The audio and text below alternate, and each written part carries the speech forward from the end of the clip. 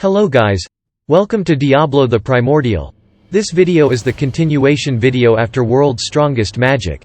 So if you have not watched it, then please watch it. The link is in the description. And please check out my second channel Top Anime Sensei for the light novel of Tensei.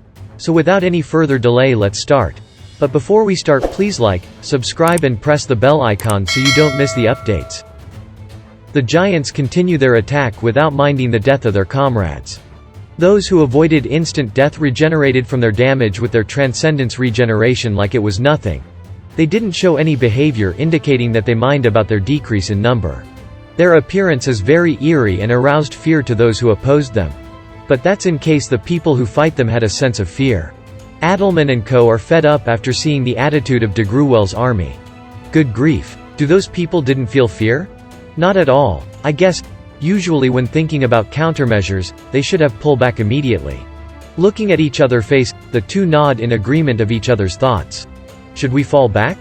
Yeah. We used too much magic power. Let's withdraw. However, I'm glad that my corpse is the Immortal Legion, which don't fear death. The giant race army, which thought nothing of death, they're more difficult than a mere death soldier. Completely. But it's good that we can reduce their number here. They're still a threat even with such number, but they would be defeated if the clash begins as they didn't know anything. There's no meaning having the advantage of number. Oh well, let's return and report it to Shion Dono. Adelman caressed the head of the death dragon Wenti and gave her an order to withdraw. He succeeded in the opening by delivering a blow to the enemy with his magic accordingly to his original objective. There's no need to stay too long in the place. He comes back quickly as he need to report the threat of Dragule's army. Their fearsome points were their immovable mind and their super regeneration. Even though it's possible to revive the Immortal Legion, it would be of course impossible if they were crushed into small pieces. He has the premonition that the giants with their overwhelming destructive power will trample on the Immortal Legion. Oh well, that's fine. Anyway, Adelman think that it's good as long as they're able to decrease the number of the giants. At any rate, I need to return and discuss about this. Adelman returned to the camp while thinking about what would happen later. The total number of Chain of Restrained Titan army was approximately 100,000. For his army to be reduced by about 50,000 before the clash with the enemy main force, even for Dragule, it was a miscalculation. For Dragule, however, he didn't feel the loss at all. That is because the people killed by the magic had little strength and have no luck. It's true that it was a splendid magic. But, falling back due to what can be assumed as anti-group magic is something that a soldier couldn't do. In fact, the steps of the true main force of the people he trusted will not be hindered by anyone. The magic a while ago was certainly splendid. Probably it's the work of that ghost king named Adelman who visited him to construct the transfer magic formation before. As expected, he has a superb ability. And also his magician friend who looks like a wise man. It wouldn't be strange if the second magic is his work. They're a wonderful people. As an enemy, they make his heart excited. It just unfortunately, Dragule can't be defeated by magic. Because, as a true giant, he has the absolute ability called Magic Nullity. By activating the anti-magic guard, it will automatically neutralize all magic attacks. As long as he has this ability, he can ignore all magic attacks. Therefore, people who killed by the current magic are weak and an existence which can be thrown away. Suddenly, he thinks about his sons, Dagura, Ryura and Dabura, those three. They're going to fight against him, but what kind of fight they will show to him? His sons whom only have big power because he raised them indulgently, but their actual ability is not really much. Everyone around Dino said that handing over the throne to those sons are fine, though he ignored it. It must be the work of that crafty guy. Anyway, he let him corrupt his sons, and it might be a compliment that he thought to add them as his subordinates. Or possibly, his aim might be actually was to deprave Dragule and making him retire after foreseeing this current situation. As a matter of fact, he was anticipating the current situation. By depraving and making Dragule retire, is it possible to escape from Veldanava's rule? Am I thinking into it too much? So Dragule denied the thought. That good-natured friend of his is also affiliated with Velda. That's right, we too can't go against Velda's order. Because it's absolutely impossible to go against their creator master. But, in case of his sons, they're released from that curse. That's right, Did I wish for my sons to live freely? Even so, Dragule won't hold back if they stand in front of him as an enemy. They should be stronger, At least, they could last for a bit against me. Dragule has no hesitation. He only accomplishes his mission.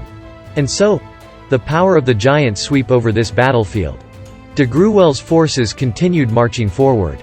Although the lines crumbled for a short period, by the time they made contact with the Immortal Legion the lines had already reformed. Accepting the deaths of their comrades as though nothing has happened, they overcame the hurdle and continued moving onward. Within their eyes, was their absolute faith and fealty to Dragule.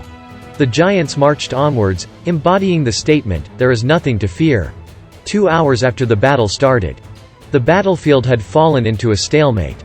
The majority of the giants were roughly 3 to 5 meters in height, among them were also super big individuals towering at 10 meters in height. At first the giants pushed against the Immortal Legion, making use of their size, crushing the skeletons as though twigs, but as time passed the situation changed like the flip of a coin. Because of Adelman's usage of his undead magic's ultimate arts. Using the scattered bodies of the skeletons, giant skeletons were summoned, and what these huge bodies equipped, were magic weapons that are made from fusing together heaps of magic steel weapons. As the vessel was composed from the unity of many grudges of the dead, the weapons that they previously wielded adapted and changed to suit their present form. With that, multiple skeleton giants at 7 meters in height were created. While the giants were making up for their handicap in numbers with their combat prowess and size, they started to lose that advantage with the emergence of the giant skeletons.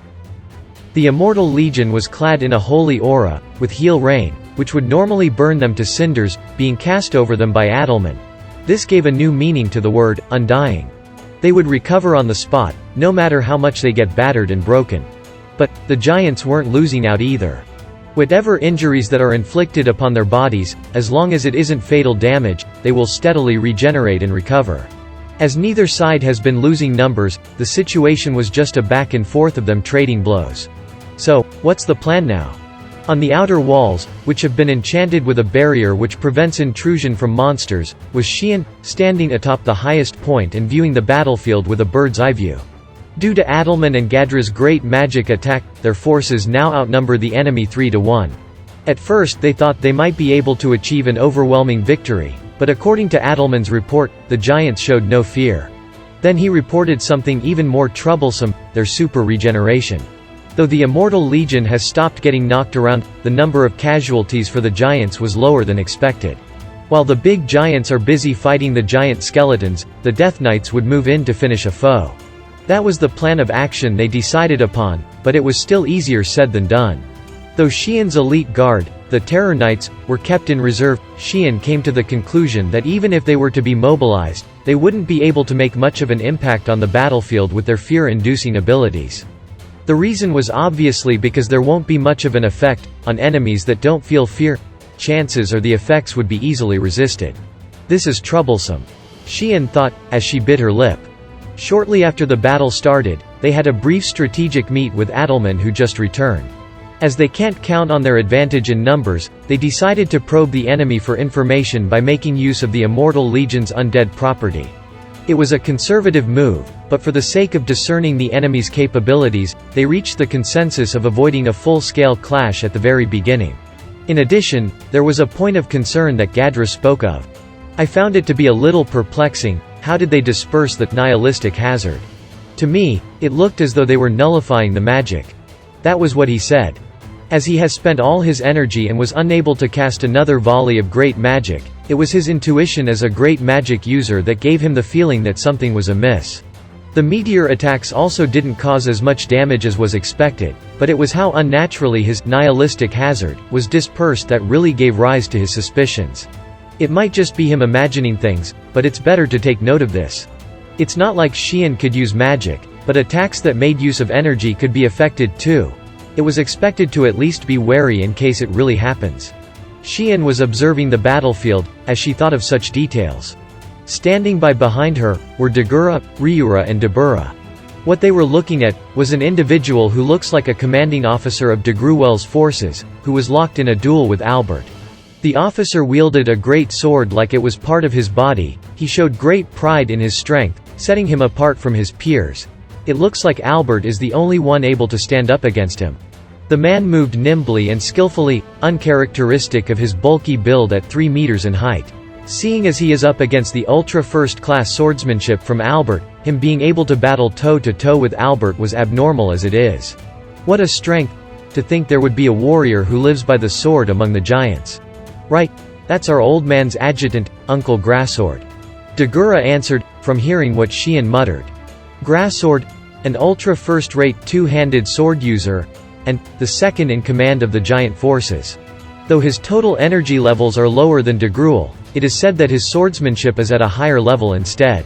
If you look at it from another perspective, it might be Albert who is the abnormal one, being able to cross swords with such an individual. He was parrying heavy attacks that would normally crush opponents as though a flowing willow, he's even adding in counterattacks. It was a feat possible only due to the full set of God's class equipment he was bestowed with. That was because if it was equipment of Legend class or below, it would have shattered from receiving the first attack. Due to Grasword's abilities, magic immunity and weapon destruction. And that's it. Thank you so much for watching. If you guys have not watched my earlier videos, then please watch them. The links are in the description. And please check out my other channel Top Anime Sensei for the light novel of Tensei Shitara. And don't forget to like, subscribe and press the bell icon so you don't miss the updates.